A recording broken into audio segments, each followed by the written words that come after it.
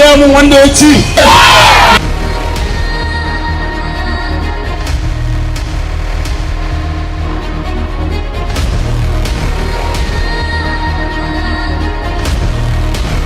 A yau ma za mu yi wasan sallah a yadda muka saba, wanda kungiyar tatin ta shirya.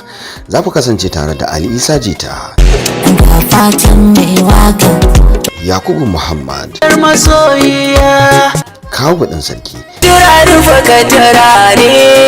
Salisu S Fulani, Sadiya sosai da dai sauransu.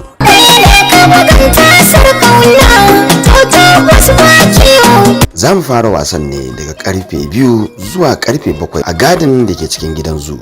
Kada ku sake a baku labari sai kun zo.